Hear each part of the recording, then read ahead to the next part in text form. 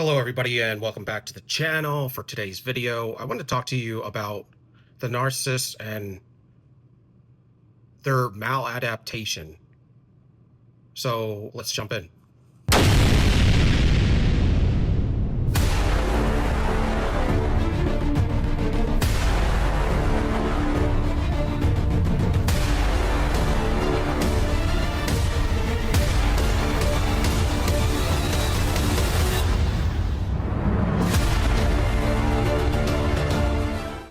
What's kind of annoying when it comes to a narcissist is they're always playing the victim.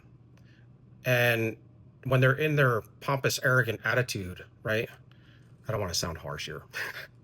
But in their pompous, arrogant attitude that they give you when they're pumped up full supply. So that would be when they have everything going right for them. And you're in the mix. Let's say you're their partner. They will turn around and just about slap you in the face in front of people. Now, I've never been slapped by a woman. It's almost as bad as that. They will mock you. They will be passive aggressive, or there's, certain combinations, Pa, pa, pa, pa. They have a combination for everything. And it's always to protect a false self, right? But that's when they're pumped up full of supply. It means like, I could leave you today and I'll go over there to see that man. And I have two others you don't know about, punk. That was the case. You didn't know, or you had inklings of it. And that's always the case with the narcissist, unless they run out of supply completely because they've been unmasked for all of the folly and the disruptions they've created in the whole community. And it's not that you lack feelings for people of that nature. You do. It does get to a point to where you do lose those feelings because you see the other side of it. You see how it's bulldozed you and how they've wrecked you, and then they're playing these games and they're malicious. It's malice, the way they think, the way they operate. It's cold, y'all. So when you start putting together the understanding of the way the narcissist thinks and operates, and then the fact that they will never change their fix, they're concrete, y'all. And then dealing with dark energy, how can you be with something like that? And after a while, it's just a one-trick pony. You're going to come back when you're low on supply or you're out of it.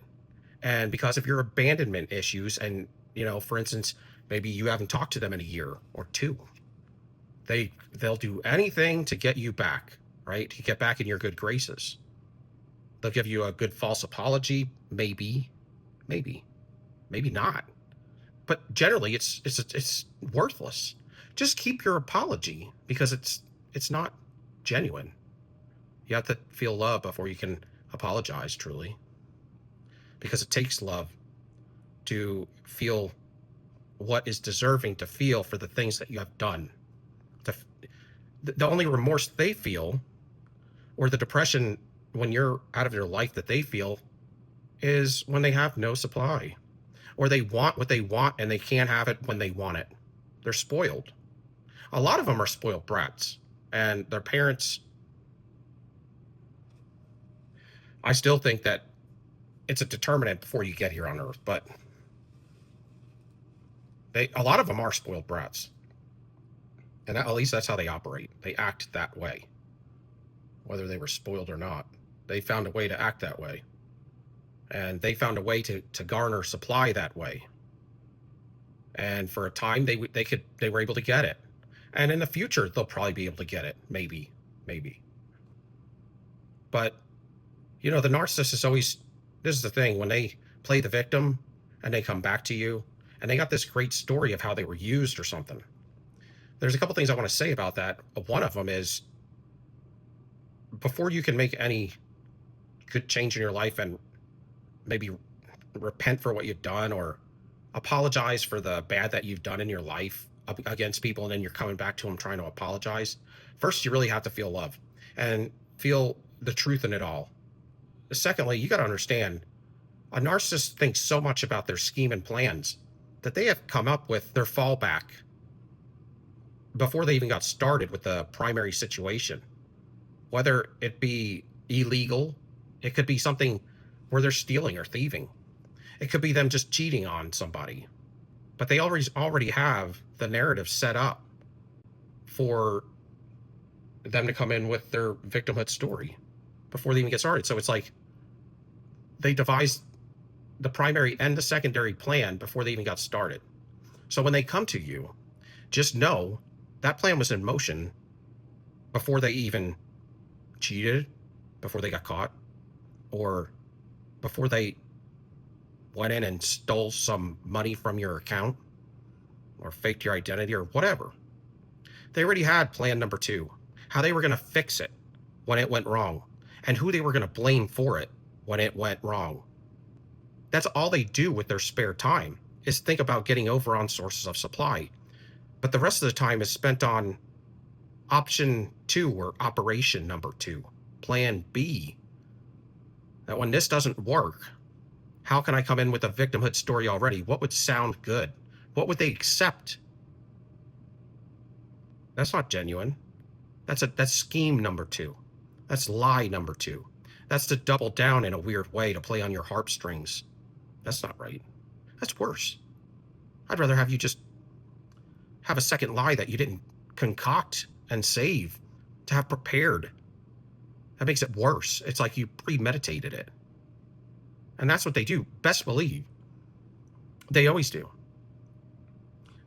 If you have abandonment issues when you steal and thieve, there's going to be an abandonment situation in that as well. They can't be left alone, and they can't come out with a tarnished mask. So for the thief narcissist, they have to have their backup supply or way out. How can they get out of this? Like, so if they did something thievery, they're going to know what they did illegal. They're going to be having a schematic of exactly what they're doing illegal. Then they're going to act like they were naive when they get caught. So they're going to play this out. So if I got caught, I can say I didn't know, or I just did enough thievery to be on the outside, the outskirts. I was just a watchman. Yeah, but you were in conspiracy to thieve as a watchman. Or I just took the 2 people up that were going to forge the documents. I didn't actually forge them. Yeah, you conspired. Then you probably lied in court.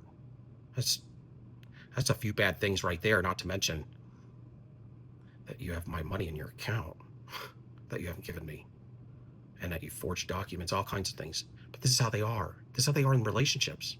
So when I get caught for cheating, I'm just going to tell them that I was abused. And I'm not trying to make abuse look insignificant, but the situation with the narcissist is the problem.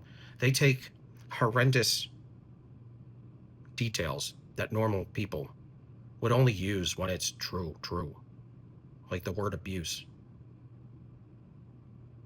They'll use words and scenarios that they may have made up, and they will do that to play on your harpstrings. And that's where it's diabolical as well, because humanity, if we were to be as crappy as to lie about a situation like that, we at least wouldn't get diabolical with it. I'm just saying, it just continues to get worse and worse with the narcissist, and they don't care. They just want to get out of it. And I'm bringing this up because at the end of the day, they're going to come back to you at some point with some victimhood mentality story for you to bail them out, for you to help them, because they made some poor decision, or they left a good individual that they can't get back. So if they make it diabolical enough, some abusive situation that somebody played on them, and they were too dumb to make their own decisions. That's the other thing. They always play naive and dumb. They didn't know any better, or they didn't investigate the situation before they did it. They just believed somebody said you were evil, so I believed it. No, you didn't. No, you didn't. That's a cop-out. It's a cheesy one at that. We would have to be an imbecile to believe a situation or story like that, the way that you devise situations to perform takedowns on people, or to get away with cheating and lying, manipulating, gaslighting individuals. Let's be real, because the narcissist they're never real. And that's the problem.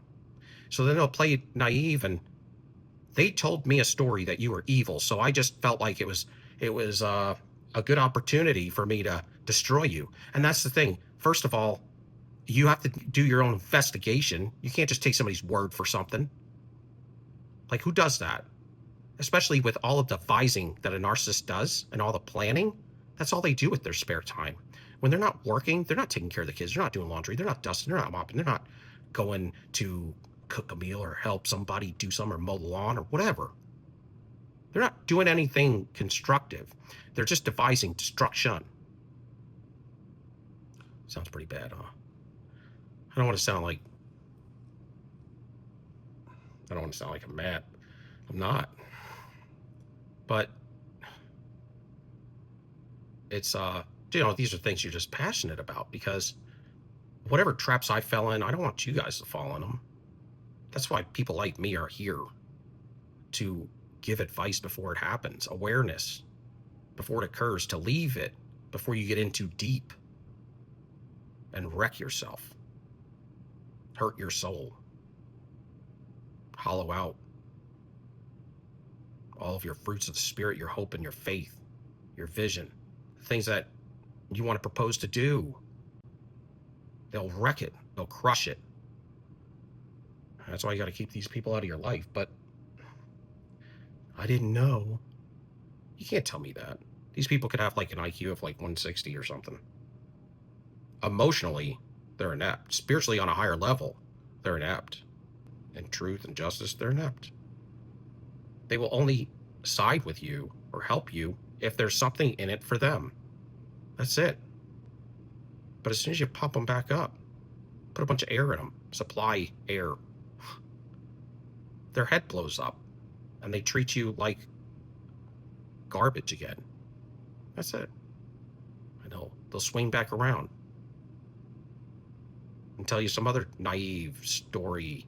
And this is the thing too.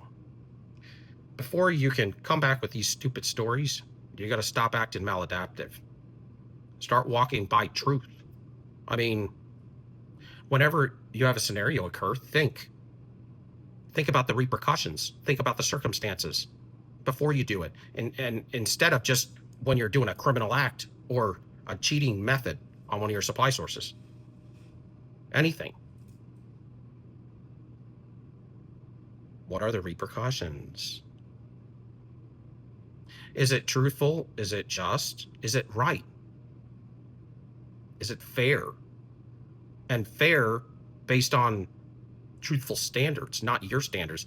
Because just because even if a person was evil, what if that person, whoever you got information from some idiot friend of yours that's a narcissist that told you I was evil, it still doesn't give you the right to try to destroy me.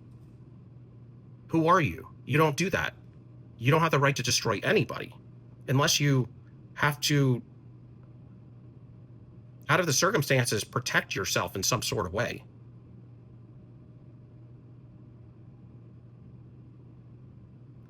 You really just want to defend yourself, or if you have to protect somebody because they're doing it and they're a poor injustice and they're playing a wolf in sheep's clothing to a community